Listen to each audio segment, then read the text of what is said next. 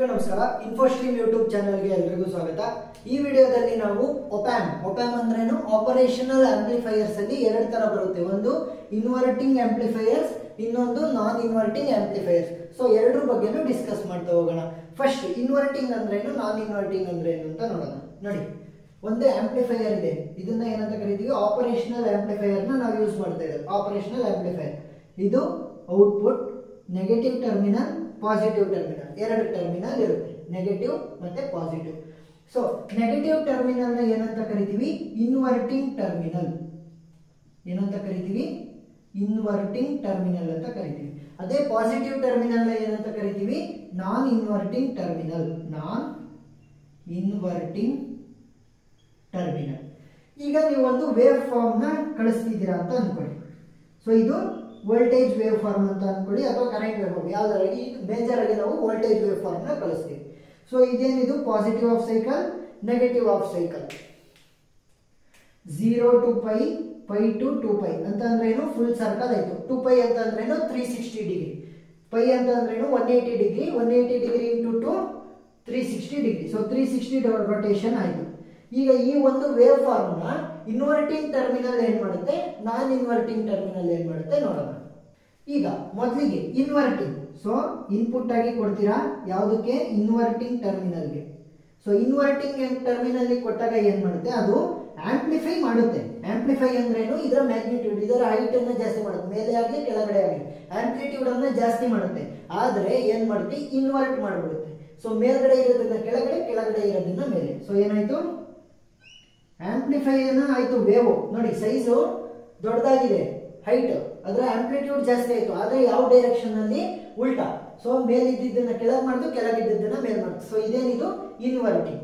ನಾನ್ inverting ಅಂದ್ರೆ ಏನ್ ಮಾಡುತ್ತೆ, ನಾನ್ ಇನ್ವರ್ಟಿಂಗ್ ಅಂದ್ರೆ ಇನ್ವರ್ಟಿಂಗ್ ನ ಉಲ್ಟಾ. ಸೊ ನಾನ್ ಇನ್ವರ್ಟಿಂಗ್ ಅಂದ್ರೆ ಆಂಪ್ಲಿಫೈ ಮಾಡುತ್ತೆ. ನಿಮಗೆ ಯಾವ ಡೈರೆಕ್ಷನ್ ನಲ್ಲಿ ನೀವು ಇನ್ಪುಟ್ ಕೊಟ್ಟಿರ್ತೀರ ಅದೇ. Positive half cycle positive half cycle ಆಗಿರುತ್ತೆ, negative half cycle negative half cycle ಆಗಿರುತ್ತೆ.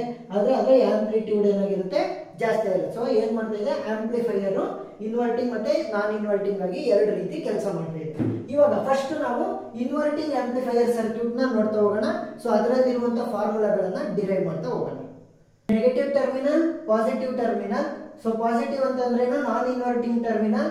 ನಾವಿವಾಗ ಫಸ್ಟ್ ಇನ್ವರ್ಟಿಂಗ್ ಆಂಪ್ಲಿಫೈಯರ್ಸ್ ನ ಡಿಸ್ಕಸ್ ಮಾಡ್ತಿರೋದ್ರಿಂದ ಕನೆಕ್ಷನ್ ಯಾವುದು ಕೊಡಬೇಕು, ವೋಲ್ಟೇಜ್, ಇನ್ಪುಟ್ ವೋಲ್ಟೇಜ್ ಅನ್ನ ನಾನು ನೆಗೆಟಿವ್ ಟರ್ಮಿನಲ್ ಕೊಡ್ಬೇಕು. Inverting terminal negative. ಸೊ ಅದಕ್ಕೋಸ್ಕರ ನೆಗೆಟಿವ್ ಗೆ ವೋಲ್ಟೇಜ್ ಇನ್ಪುಟ್ ಅನ್ನ ಕೊಟ್ಟಿದ್ದೀನಿ. ಸೊ ಅದು ರೆಸಿಸ್ಟೆನ್ಸ್ R1.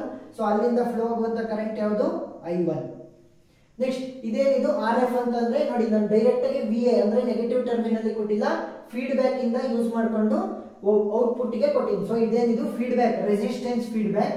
ನೆಕ್ಸ್ಟ್ ಕರೆಂಟ್ ಯಾವ್ದು ಹೋಗುತ್ತೆ ಇದರಿಂದ, IF. ಸೊ IF ಏನಾಗುತ್ತೆ, ಇನ್ಪುಟ್ ಇಂದ ಔಟ್ಪುಟ್ ಕಡೆಗೆ ಹೋಗ್ತಾ ಹೋಗುತ್ತೆ. ಈಗ ಇದನ್ನ ನಾನು ಗ್ರೌಂಡ್ ಮಾಡಿದ್ದೀನಿ, VB. ಸೊ VB ವ್ಯಾಲ್ಯೂ ಏನಾಗುತ್ತೆ, VB is equal to 0. Next therefore ನಮಗೆ ಒಂದು ಕಾನ್ಸೆಪ್ಟ್ ಬರುತ್ತೆ, ಏನು, by virtual ground concept. By virtual ground concept. Virtual ground concept ಇಂದ ನಮಗೆ ಏನ್ ಗೊತ್ತಾಗುತ್ತೆ ಅಂತಂದ್ರೆ, VA is equal to VB. Negative terminal is equal to positive terminal. ಅಂದ್ರೆ ನೆಗೆಟಿವ್ ಟರ್ಮಿನಲ್ ಇರುವಂತಹ ವೋಲ್ಟೇಜ್, ಪಾಸಿಟಿವ್ ಟರ್ಮಿನಲ್ ಅಲ್ಲಿ ಇರುವಂತಹ ವೋಲ್ಟೇಜ್ ಎರಡೂ ಕೂಡ ಸೇಮ್ ಆಗಿರುತ್ತೆ. So VA is equal to VB. VB value ಗೊತ್ತಿದೆ, ಏನು, 0. ಸೊ VA ಮತ್ತೆ VB ಎರಡರ ವ್ಯಾಲ್ಯೂ ಕೂಡ ಏನಾಯ್ತು, 0 ಆಯ್ತು.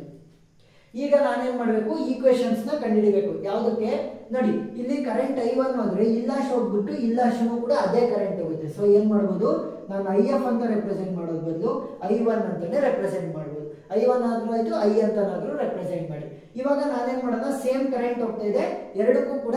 ಇವಾಗ ಫೀಡ್ಬ್ಯಾಕ್ ಅಲ್ಲಿ ಏನಾಗುತ್ತೆ ಮತ್ತೆ ಇನ್ಪುಟ್ ಅಲ್ಲಿ ಏನಾಗುತ್ತೆ ಅಂತ ನೋಡೋಣ. So first at input side.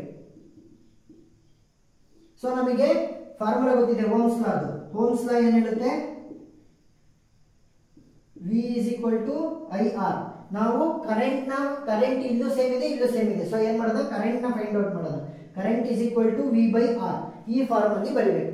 ಇವಾಗ ಮೊದಲನೇದು I1 ಇನ್ಪುಟ್ ಸೈಡ್ ಅಂತ ಅಂದ್ರೇನು, ಇಲ್ಲಿ ಈ ಫೀಡ್ಬ್ಯಾಕ್ ಗೆ ಹೋಗೋದಕ್ಕಿಂತ ಮುಂಚೆ ಯಾವ್ಯಾವ್ದ್ರ ಮಧ್ಯೆ ಇದೆ, ವೋಲ್ಟೇಜ್ V in ಮತ್ತೆ VA ಮಧ್ಯೆ ಇದೆ. So current I1 is equal to V in ಎಲ್ಲಿಂದ ಹೋಗ್ತಾ ಇದೆ ಮತ್ತೆ ಎಲ್ಲಿಗೆ ಹೋಗ್ತಾ ಇದೆ, V in minus V A divided by ಅವೆರಡರ ಮಧ್ಯೆ ಇರುವಂತ ರೆಸಿಸ್ಟೆನ್ಸ್ ಯಾವುದು, R1.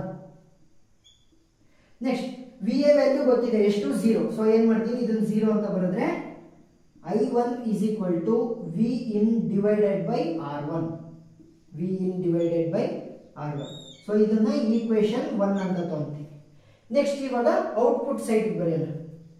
ಅಟ್ ಔಟ್ಪುಟ್ ಸೈಡ್ ಅಂತ ಅಂದ್ರೇನು, ಫೀಡ್ಬ್ಯಾಕ್ ಯೂಸ್ ಮಾಡ್ಕೊಳ್ಳಿ.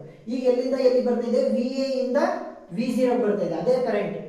So I1 is equal to VA ಎಲ್ಲಿಂದ ಬರ್ತಿದೆ, VA ಇಂದ ಬರ್ತಿದೆ ಎಲ್ಲಿಗೆ, V0ಗೆ. VA minus V0 divided by V0 ಅಂತಂದ್ರೇನು, V ಔಟ್ಪುಟ್ ವೋಲ್ಟೇಜ್. ಯಾವ್ದು ರೆಸಿಸ್ಟೆನ್ಸ್ ಅವೆರಡರ ಮಧ್ಯೆ ಇರೋದು, RF. ಸೊ ಇವಾಗ ನಮಗೆ ಗೊತ್ತಿದೆ VA ವ್ಯಾಲ್ಯೂ ಏನು, VA ವ್ಯಾಲ್ಯೂ 0. ಸೊ ಈ ವ್ಯಾಲ್ಯೂ 0 ಆದ್ರೆ ಏನಾಗುತ್ತೆ, minus V0 divided by RF.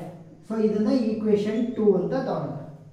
ಈಗ ಲೆಫ್ಟ್ ಹ್ಯಾಂಡ್ ಸೈಡ್ ನೋಡಿ, ಈಕ್ವೇಶನ್ 1 ಮತ್ತೆ equation 2 I1 left hand side same ಇರೋದ್ರಿಂದ ನಾವು equation 1 is equal to equation 2. ಯಾಕೆ, ಎರಡರಲ್ಲೂ ಕೂಡ ಕರೆಂಟ್ ಸೇಮ್ ಇದೆ. ಸೊ ಈಕ್ವೇಶನ್ 1 ಏನು, V in by R1, V in divided by R1 which is equal to minus V0 by RF, minus V0 by RF. ಈಗ ನಮಗೆ ಬೇಕಾಗಿರೋದೇನು, ನಾವು ಯಾವುದೇ ಒಂದು ಇನ್ಪುಟ್ ಅನ್ನ ಕೊಟ್ಟಾಗ ಆಂಪ್ಲಿಫೈಯರ್ಗೆ ಔಟ್ಪುಟ್ ಆಗಿ ಆಂಪ್ಲಿಫೈ ಏನಾಗಿ ಬರುತ್ತೆ, ಇನ್ವರ್ಟಿಂಗ್ ಆಂಪ್ಲಿಫೈ ಆಗಿರೋದ್ರಿಂದ ಇನ್ವರ್ಟ್ ಆಗಿರುವಂತಹ ವೋಲ್ಟೇಜ್ ಏನಾಗಿ ಬರುತ್ತೆ ಅಂತ ನೋಡ್ಬೇಕು. ಸೊ V0 ವ್ಯಾಲ್ಯೂ ಕಂಡುಹಿಡಿಬೇಕು. ಸೊ V0 ನ ಆ ಕಡೆನೇ ಉಳಿಸ್ಕೊಂತೀನಿ, minus V0 RF into V in divided by R1. ಈಗ ಮೈನಸ್ ನ ಆ ಕಡೆಯಿಂದ ಈ ಕಡೆ ಕಳಿಸ್ತೀನಿ, ಕಳಿಸಿದ್ರೆ ಏನಾಯ್ತು, V0 value V0 is equal to minus RF divided by R1 into V in. So ನಮ್ಮ ಔಟ್ಪುಟ್ ಇನ್ವರ್ಟಿಂಗ್ ಆಂಪ್ಲಿಫೈಯರ್ಸ್ ಅಲ್ಲಿ ಏನ್ ಬರುತ್ತೆ ನೋಡಿ, V0 ಇಟ್ಕೊಂಡೆ ಮೈನಸ್ ನ ಕಡೆ ಕಳಿಸಿದ್ರೆ ಏನಾಯ್ತು, RF divided by R1 into V in, RF divided by R1 into V in ಅಥವಾ ಈ ರೀತಿನೂ ಬರೀಬಹುದು. ಸೊ ಔಟ್ಪುಟ್ ವೋಲ್ಟೇಜ್ ನನಗೆ ಸಿಕ್ತು. ಸೊ ಮೈನಸ್ ಅಂತ ಅಂದ್ರೇನು, ನಾವು ಇನ್ವರ್ಟಿಂಗ್ ಟರ್ಮಿನಲ್ ಗೆ ಇನ್ಪುಟ್ ವೋಲ್ಟೇಜ್ ಅನ್ನ ಕೊಟ್ಟಿದ್ದೀವಿ ಅಂತ. ಸೊ ಇನ್ವರ್ಟಿಂಗ್ ಆಂಪ್ಲಿಫೈಯರ್ ಆಗಿರೋದ್ರಿಂದ ಮೈನಸ್ ಕೊಟ್ಟಿರ್ತೀವಿ. ಸೊ ಅದನ್ನ ಇಲ್ಲಿ ವೋಲ್ಟೇಜ್ ಅಲ್ಲಿ, ಔಟ್ಪುಟ್ ವೋಲ್ಟೇಜ್ ಅಲ್ಲಿ ರೆಪ್ರೆಸೆಂಟ್ ಮಾಡಿದೀವಿ. ಇವಾಗ ಏನಾಯ್ತು, ಇನ್ವರ್ಟಿಂಗ್ ಆಂಪ್ಲಿಫೈಯರ್ ಆಯ್ತು. ನೆಕ್ಸ್ಟ್ ನಾನ್ ಇನ್ವರ್ಟಿಂಗ್ ಆಂಪ್ಲಿಫೈಯರ್ ಬಗ್ಗೆ ಡಿಸ್ಕಸ್ ಮಾಡೋಣ. ನೆಕ್ಸ್ಟ್ ನಾನ್ ಇನ್ವರ್ಟಿಂಗ್ ಆಂಪ್ಲಿಫೈಯರ್ಸ್ ಅಲ್ಲಿ ಏನಾಗುತ್ತೆ, ವಿ ಇನ್ ಇಲ್ಲಿಂದ ಹೋಗುತ್ತೆ, ಅಂದ್ರೆ ನಾನ್ ಇನ್ವರ್ಟಿಂಗ್ ಟರ್ಮಿನಲ್ ಇಂದ ನಾವು ಇನ್ಪುಟ್ ಅನ್ನ ಕೊಡ್ತೀವಿ. ಇನ್ಪುಟ್ ಯಾವುದು, V in. So V B value ಏನಾಯ್ತು, V B is equal to V in. So ಇಲ್ಲಿಂದ ಇನ್ಪುಟ್ ಹೋಗ್ಬಿಟ್ಟು ಇಲ್ಲಿ ಔಟ್ಪುಟ್ ವೋಲ್ಟೇಜ್ ಹೋಗುತ್ತೆ, ಔಟ್ಪುಟ್ ಇಂದ ಈ ಲಾಶ್ ಮುಖಾಂತರ ಈ ರೀತಿ ಬರುತ್ತೆ. ಸೊ ಏನಾಯ್ತು, ವಿ ಎ ವ್ಯಾಲ್ಯೂ ಕೂಡ ವಿ ಬಿ ವ್ಯಾಲ್ಯೂ ಈಕ್ವಲ್ ಆಗಿರುತ್ತೆ. ಸೊ ವಿ ಎ ಮತ್ತೆ ವಿ ಬಿ ಎರಡರ ವ್ಯಾಲ್ಯೂ ಯಾವುದಕ್ಕೆ ಈಕ್ವಲ್, ವಿ ಇನ್ ಗೆ ಈಕ್ವಲ್. ಈಗ ಈಕ್ವೇಶನ್ಸ್ ನ ಮಾಡಬೇಕು. ಸೊ ಏನ್ ಮಾಡ್ತೀವಿ, at the output end. So output ಅಂದ್ರೆ ಏನು, ವಿ ಎ ಮತ್ತೆ ಔಟ್ಪುಟ್ ನ ಮಧ್ಯ. So at output end. So output end ಅಲ್ಲಿ ಏನಾಗುತ್ತೆ, ವಿ ಎ ಮತ್ತೆ V0 ಮಧ್ಯ ಏನು ವೋಲ್ಟೇಜ್ ಇರೋದು. ಸೊ ಕರೆಂಟ್ ರೀತಿಯಲ್ಲಿ ಬರಬೇಕು. ಇಲ್ಲಿ ಎಲ್ಲಾದ್ರೂ ಕೂಡ ಕರೆಂಟ್ ಯಾವುದು, ಸೇಮ್. ಸೊ ಇಲ್ಲಿಂದ ಕನೆಕ್ಷನ್ ಹೋಗ್ತಿರೋದ್ರಿಂದ V in direction of current ಏನಿರುತ್ತೆ, ಈ ರೀತಿ ಇರುತ್ತೆ. ಸೊ ಇವಾಗ ಕರೆಂಟ್ ನ ಕಂಡುಹಿಡಬೇಕು. So current is equal to V by R. So ನೋಡಿ, V0 ಇಂದ ವಿ ಎಗೆ, ವಿ ಬಿ ಇಂದ ಹಿಂಗ್ ಬರುತ್ತೆ, V0 ಇಂದ ವಿ ಎಗೆ ಹೋಗುತ್ತೆ. So V0 minus V A. Next divided by resistance ಯಾವ್ದಿರೋದು, V0 ಇಂದ ವಿ ಎಗೆ ಬರೋದಕ್ಕೆ RF ಅಂತ ಅಂದ್ರೆ ಏನು, ಫೀಡ್ಬ್ಯಾಕ್ ರೆಸಿಸ್ಟೆನ್ಸ್. ಸೊ ಇವಾಗ ನಮಗೆ ಗೊತ್ತಿದೆ ಏನು, ವಿ ಎ ವ್ಯಾಲ್ಯೂ ಏನು, V in value equal. So V0 minus V in divided by RF. So ಇದನ್ನ ಈಕ್ವೇಶನ್ 1 ಅಂತ ತಗೊಳ್ಳೋಣ. ನೆಕ್ಸ್ಟ್ ಇವಾಗ ಇನ್ವರ್ಟಿಂಗ್ ಟರ್ಮಿನಲ್ ಹತ್ರ, ಇನ್ವರ್ಟಿಂಗ್ ಅಂದ್ರೆ ಏನು, ಮೈನಸ್ ವಿ ಎ ಇಂದ ಇಲ್ಲಿರುವಂತ ಡಿಸ್ಟೆನ್ಸ್ ಗ್ರೌಂಡ್ಗೆ. So at inverting terminal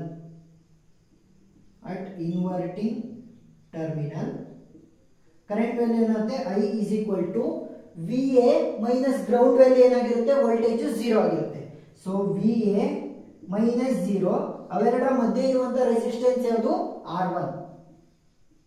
next ಇದೇನಾಗುತ್ತೆ, 0 ಮೈನಸ್ ಮಾಡಿದ್ರೆ VA ಬೈ R1 ಆಗುತ್ತೆ. ಆದ್ರೆ ನಮಗೆ VA ವ್ಯಾಲ್ಯೂ ಗೊತ್ತಿದೆ. VA ವ್ಯಾಲ್ಯೂ ಏನು, V in. So V in divided by R1. So ಇದು ಈಕ್ವೇಶನ್ 2.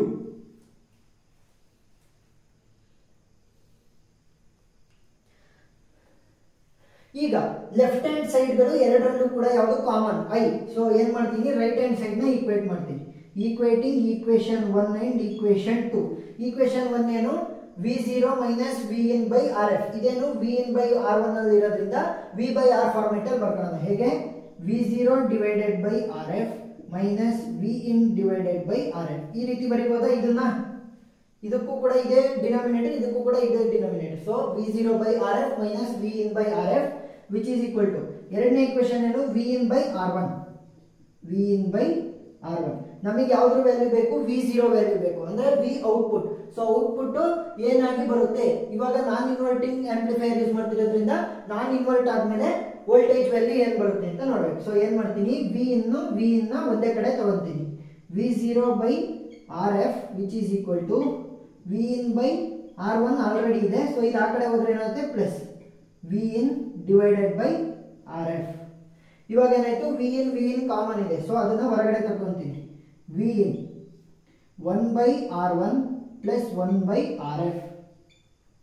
ಇದೇನಿದು V0 by RF.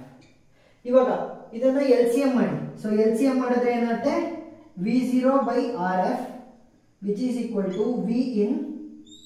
So LCM ಮಾಡಿದ್ರೆ ಏನಾಗುತ್ತೆ, RF plus R1 divided by R1 into RF. R1 into RF ಮೇಲ್ಗಡೆ ಏನಾಗುತ್ತೆ, RF ಪ್ಲಸ್ R1 ಆಯಿತು. So ಇವಾಗ left hand side ಅಲ್ಲಿ RF, right hand side ಅಲ್ಲಿ RF ಕ್ಯಾನ್ಸಲ್ ಆಗುತ್ತೆ. ಇವಾಗ ಏನಾಯ್ತು, V0 ಬೈ RF ಇತ್ತು which is equal to Vin RF plus R1. ಯಾಕೆ ನೋಡಿ, LCM ತಗೊಂಡ್ಮೇಲೆ ಈ ಕಡೆ ಮಲ್ಟಿಪ್ಲೈ ಆದ್ರೆ RF plus R1 divided by R1 RF ಆಯಿತು. RF ಮತ್ತೆ RF left hand side right hand side cancel ಆದ್ರೆ ಇನ್ನೇನು ಉಳಿತು, V0 ಇಸ್ ಈಕ್ವಲ್ ಟು, ಅಂದ್ರೆ output voltage is equal to Vin into RF plus R1 divided by R1. ಈಗ ನಾನು R1 ಅನ್ನ ಏನ್ ಮಾಡ್ತೀನಿ, ಇದಕ್ಕೆ ಮಾತ್ರ LCM ಇದಕ್ಕೆ ತಗೊಂಡ್ರೆ, so V0 is equal to Vin into 1 plus RF divided by R1. So ಇವಾಗ ಇದು ಈ ಕಡೆ ಮಲ್ಟಿಪ್ಲೈ ಆದ್ರೂ ಕೂಡ ಏನಾಗುತ್ತೆ, R1 plus RF divided by R1 ಆಗುತ್ತೆ. ಸೊ ಅದನ್ನೇ ಈ ರೀತಿ ಬರೀಬೋದು. ಸೊ ಇವಾಗ ವೋಲ್ಟೇಜ್, ಔಟ್ಪುಟ್ ವೋಲ್ಟೇಜ್ ಏನಿದೆ, ಪ್ಲಸ್ ಇದೆ. ಸೊ ಅಂದ್ರೆ ಏನಿಲ್ಲ ಅಂತಂದ್ರೆ ಮೈನಸ್ ಇಲ್ಲ ಅಂದ್ರೆ ಪ್ಲಸ್.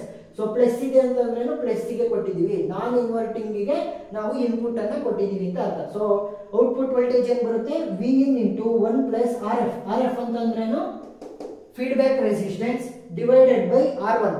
ಸೊ R1 ಅಂತಂದ್ರೇನು, ಇನ್ವರ್ಟಿಂಗ್ ಟರ್ಮಿನಲ್ ಹತ್ರ ಇರುವಂತ ರೆಸಿಸ್ಟೆನ್ಸ್ R1. ಸೊ ಇನ್ವರ್ಟಿಂಗ್ ಮತ್ತೆ ನಾನ್ ಇನ್ವರ್ಟಿಂಗ್ ಆಂಪ್ಲಿಫೈಯರ್ಸ್ ಬಗ್ಗೆ ಡಿಸ್ಕಸ್ ಮಾಡಿದೀವಿ. ಅರ್ಥ ಆಗಿದೆ ಅಂತ ಅನ್ಕೊಂತೀನಿ. ಏನಾದರೂ ಡೌಟ್ ಇದ್ರೆ ಕಮೆಂಟ್ ಸೆಕ್ಷನ್ ಅಲ್ಲಿ ತಿಳಿಸಿ. Thank you.